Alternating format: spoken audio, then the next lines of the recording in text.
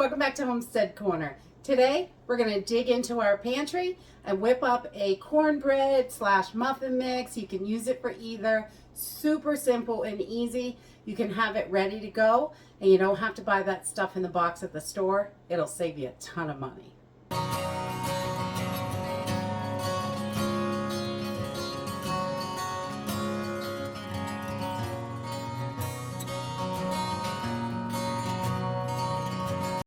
If you love cornbread like we do, we buy the package mix and we make our own. The package mix is wonderful because it's all put together quick, easy, and you are baking up your cornbread.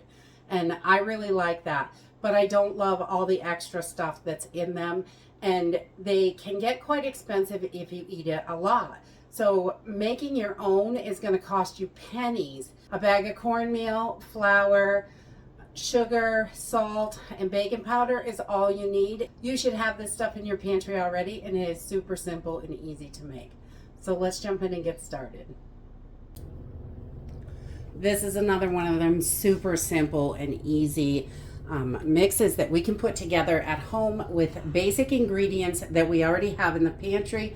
So we can do this for pennies compared to what other mixes cost. And this recipe is equal to about the size of 2 Jiffy boxes or the Texas style corn muffins.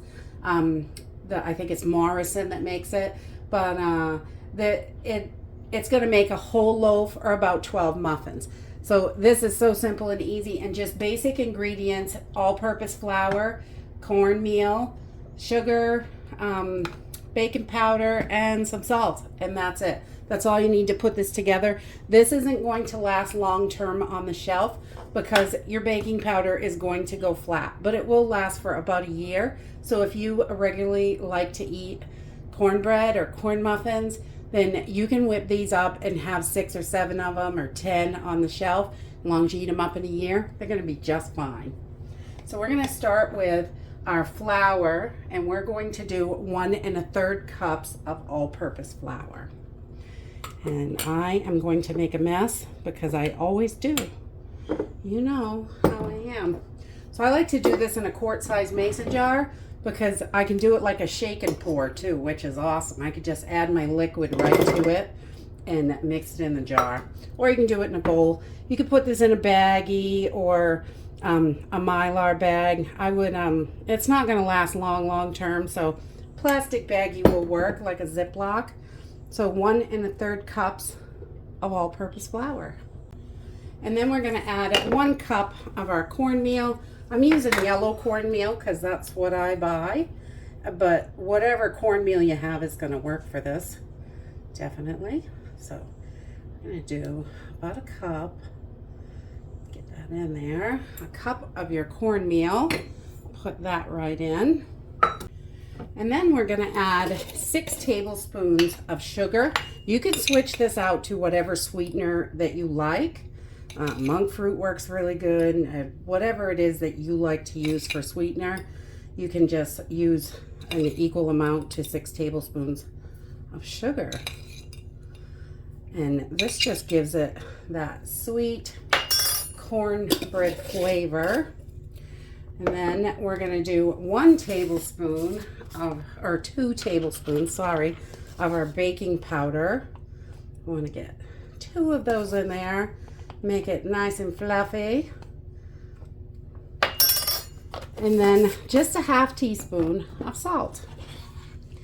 And that is it. That's all that that's all that needs to be in your corn muffin or cornbread mix. You don't need any extra preservatives, anything like that. This is going to last up to a year on the shelf, maybe a little bit longer, depending on your baking powder. Nothing's going to go bad in here, but your baking powder will go flat over time.